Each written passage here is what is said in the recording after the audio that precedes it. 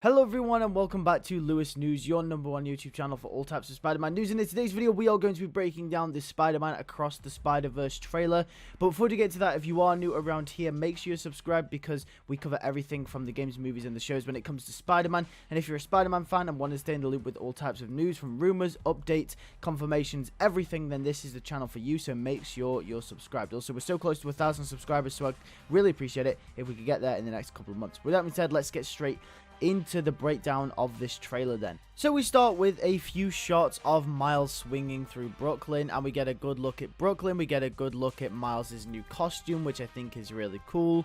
We then obviously move to Miles being in school again, and one really nice detail that I like about these movies is that you can see the motion lines on Miles' coat and Miles' hand as he walks down the corridor, as if he's moving very swiftly, trying to get to somewhere very quickly, and it just emphasizes Miles' movements even more, and I think that's a really nice detail. And then obviously we get more shots of Miles swinging through Brooklyn and New York. We get a very detailed shot here with a lot of buildings, a lot of people, a lot of cars, and Miles just swinging through the city. But obviously we've seen these shots before in the previous trailer. It's where Miles catches the taxi. And then obviously we get this really cool shot here, which is basically straight out of a comic book. We then get another look at this celebration scene between Miles and his parents that people seem to be gathering at. Miles has obviously brought some stuff with him for the celebration, and obviously this is setting up a conflict between him and his parents in this scene because there seems to be a little bit of tension between them. Miles not really paying attention to them as much, Miles kind of ignoring them a little bit as well, and this is starting to hurt their relationship.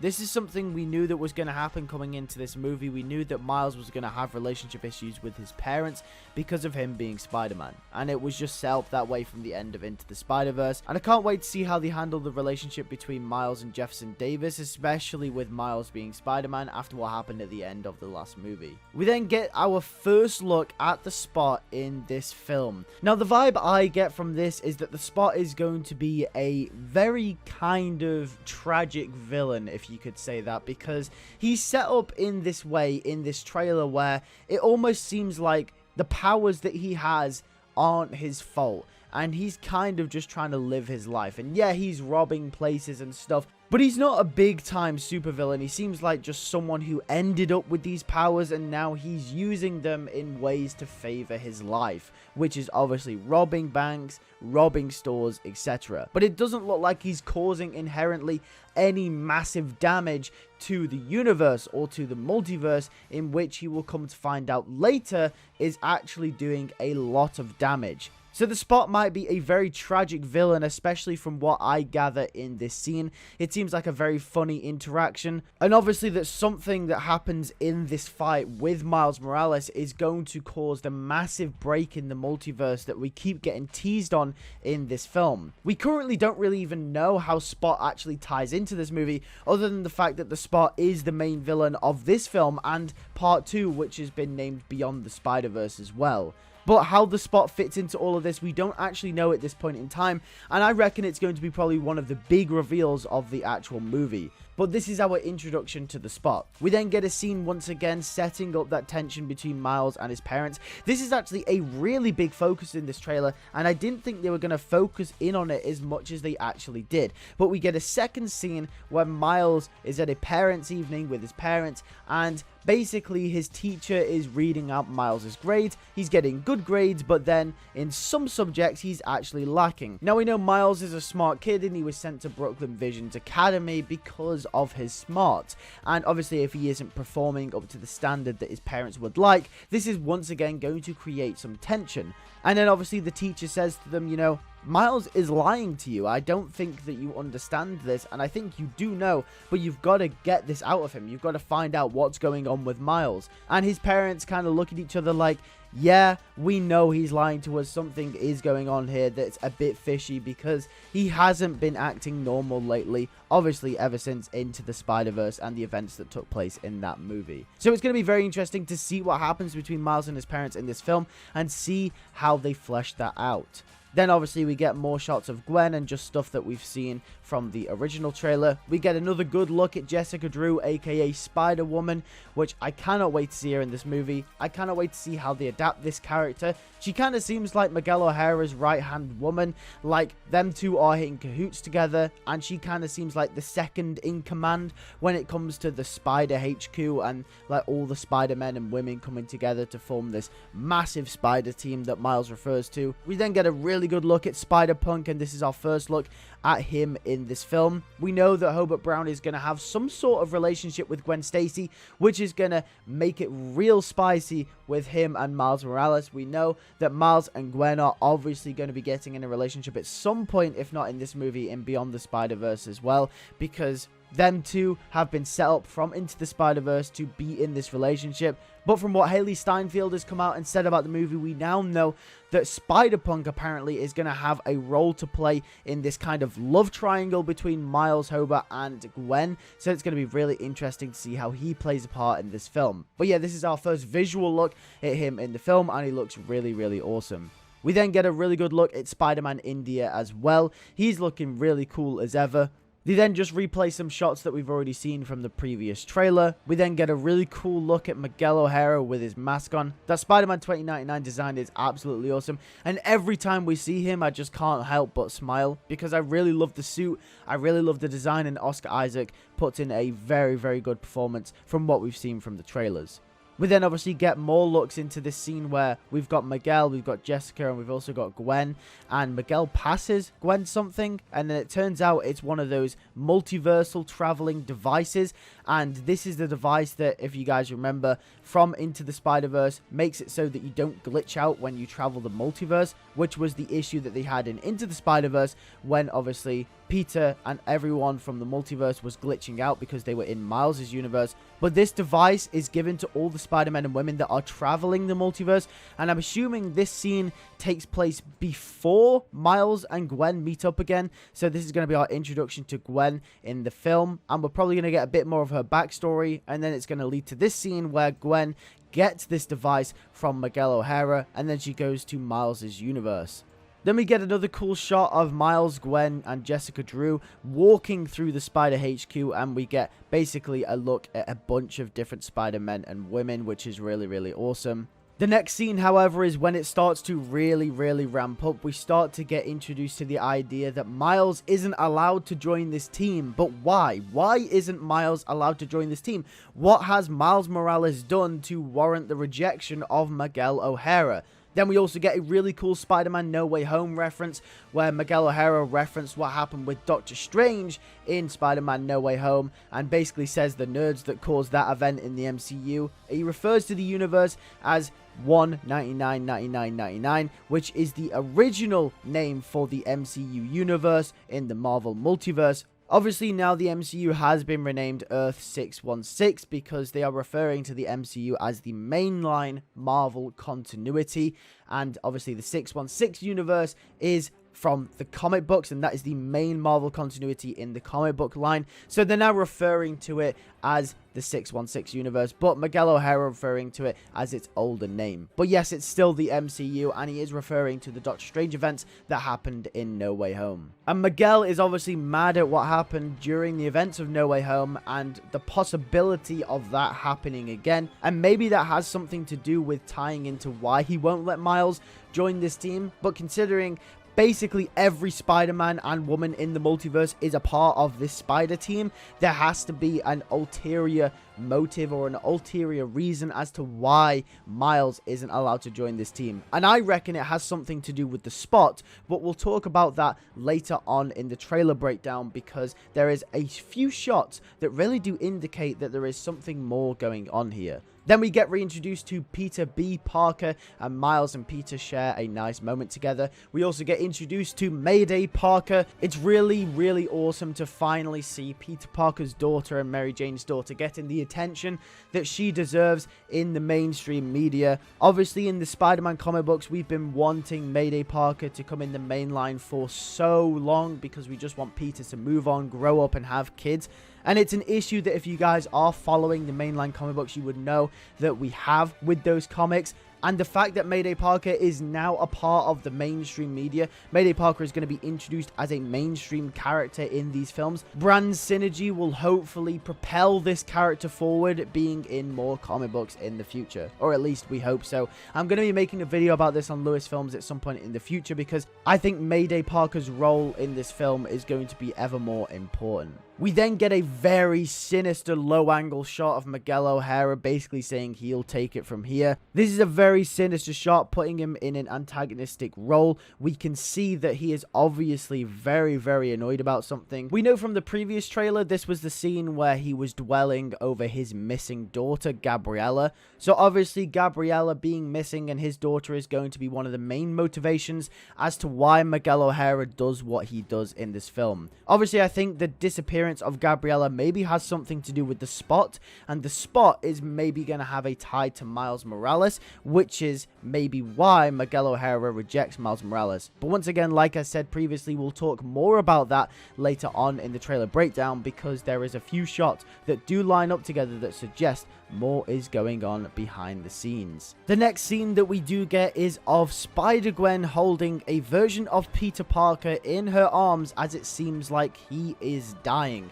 Now, initially, people will think this is from Spider-Gwen's origin story, because Peter Parker does in fact die in Spider-Gwen's universe, and Peter Parker dying is a part of Spider-Gwen's origin story, as we do know from the comic books. Peter Parker becomes the Lizard, doesn't get bit by the spider, Gwen gets bitten by the spider, and then Peter ends up dying. However, I actually don't think this is a scene from her origin story. In fact, I think this is a very direct callback to her origin story later on in the film. Because as you can see, Peter Parker is wearing a version of the Spider-Man costume, and he's also wearing pants as well. So this leads me to believe that this could be Peter B. Parker, or another version of Peter Parker from that big spider team that we see in the film. And I think amid all the chaos and all the destruction and all the fighting, potentially one of the Peters gets really hurt or ends up dying. The reason I don't think it's Peter B. Parker is because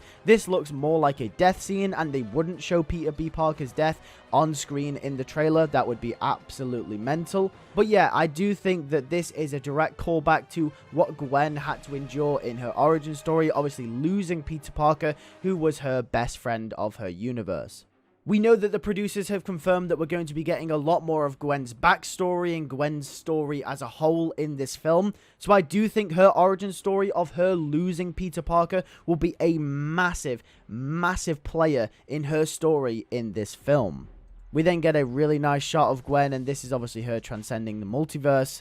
We then get a good shot of Jefferson Davis late on into the trailer. However, it's the narration over this part of the trailer that I think is very interesting. Because Miguel O'Hara does end up mentioning that he has to choose between saving one person and saving basically the entire world. And then they show this shot of Jefferson Davis falling from a bridge. So is this foreshadowing that Miles is going to lose someone very important in his life once again in this film? Whether it's Jefferson Davis, whether they would directly foreshadow it through Jefferson Davis, or whether Jefferson Davis is just simply a placeholder and maybe it's someone else. Maybe even Gwen, maybe Rio Morales, maybe it's Peter B. Parker, who knows. But anyway, this was a massive foreshadow, and I definitely think that when the movie comes out, we're going to be seeing a death of a very important character in Miles' life. The next shot we get is Spider-Man, Miles Morales swinging through a city. It looks like Spider-Man India's universe, which is pretty cool.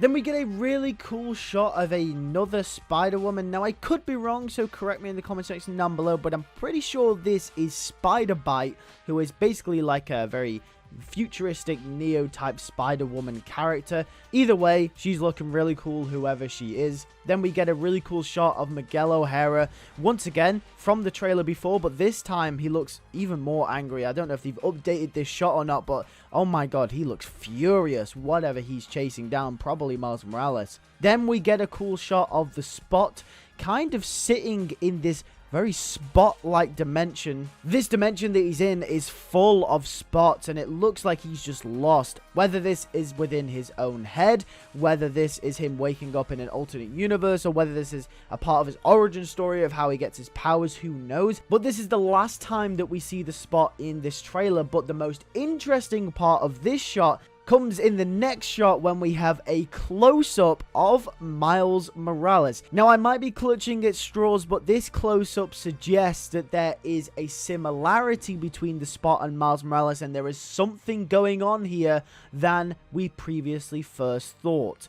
It's not quite a mash cut, and if you guys don't know what a mash cut is, it's essentially when two characters or two objects are cut together in the same position, but it's a different shot. It isn't quite that, but we had a close-up of the Spot. We zoomed out to see the Spot in this grander dimension with spots all around him, looking like basically just a universe of spots. And then we cut to Miles Morales and a close-up of him, which suggests to me that they are basically trying to symbolize and basically visually represent that there is a connection between the Spot and Miles Morales. Obviously, like I said, I could be digging into this way too much, but the filmmaking part of me comes out and basically just says that maybe there is something going on here visually more than we first anticipated. Either way, there is going to be a connection between these two characters in this film, because the Spot is the main villain, Miles Morales is the main character. They're probably going to parallel each other in some sort of way, but since the Spot and his connection to the whole multiverse, to Miguel O'Hara, and to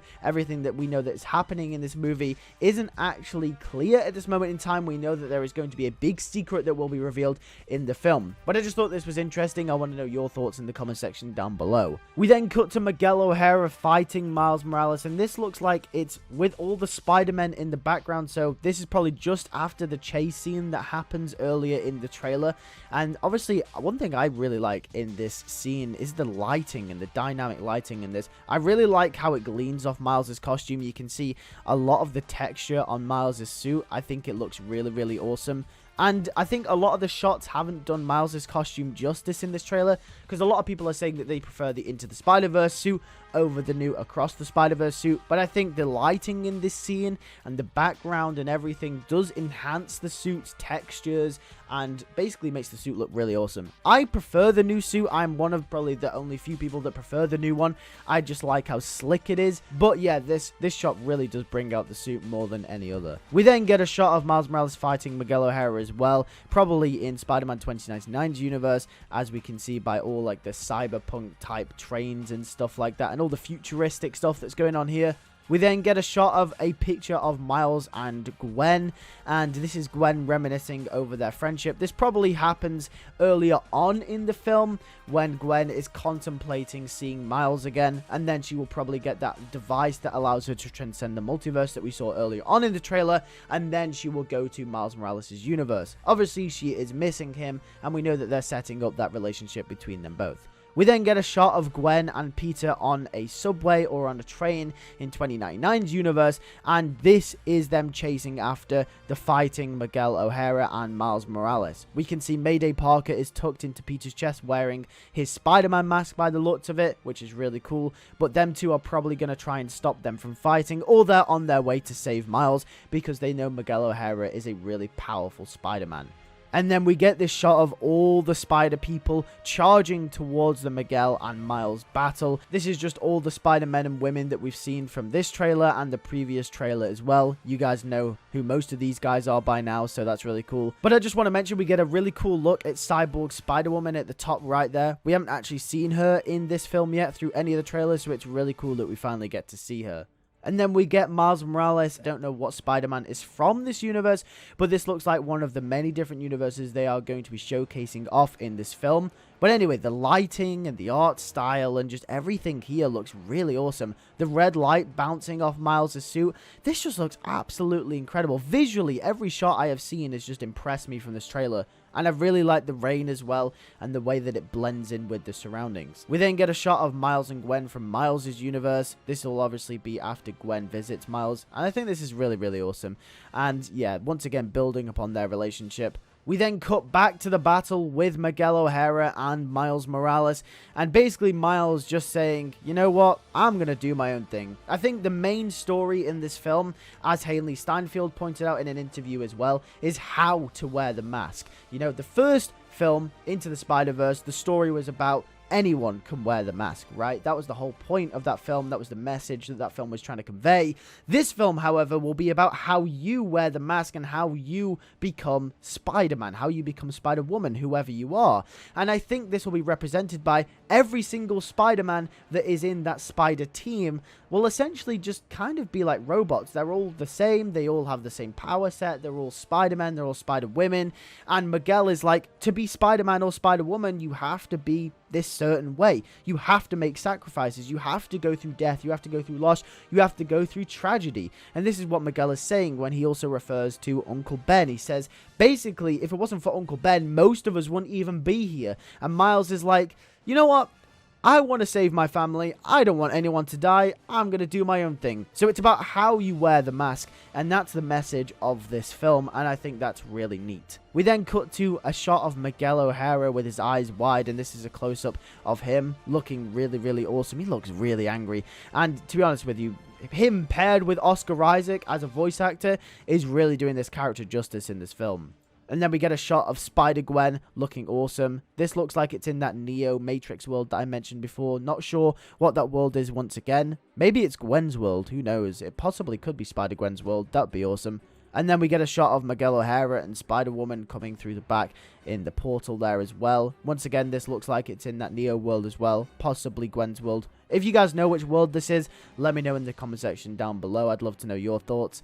And then we get a very, very good look at Ben Reilly, aka Scarlet Spider. And he looks absolutely awesome. I hope he gets some voice lines in this film, because we know that Miguel O'Hara, Gwen Stacy, Miles Morales, Peter, Jessica Drew, they're going to be the main cast in this film. But obviously then we got the likes of Spider-Man India, we have Ben Reilly, we have all these other different Spider-Men that are showing up as well, and I really do hope that they get a good set of voice lines, especially Ben Reilly. I've been really hyped to see this character, and we're finally getting to see all these different Spider-Men and women on the big screen at last. I think it's mad that we've never actually gotten Spider-Man 2099 or Ben Reilly before, but now we're finally getting them, which is really, really cool. And now we cut to the money shot, which is obviously of Spider-Man PS4, Spider-Man Unlimited, and another Spider-Man here on the left as well. And they're all doing the Spider-Man meme. Now, obviously, we called this in a few videos ago and in a bunch of other videos as well when we've been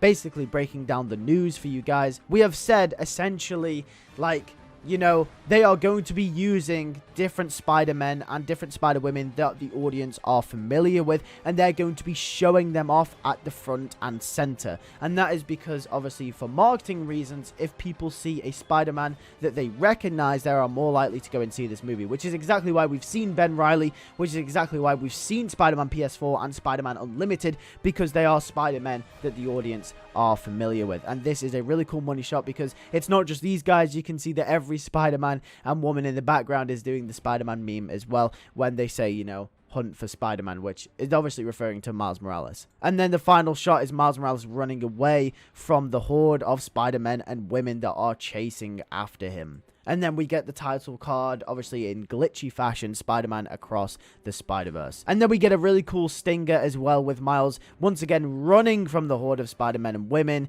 And this is Peter Parker getting a therapy session, probably to do with Uncle Ben's death. And then Spider-Man and all the Spider-Men, should I say, chasing Miles through this therapy room. I thought this was a little funny stinger. I thought this was really cool and a nice little addition to the end of the trailer.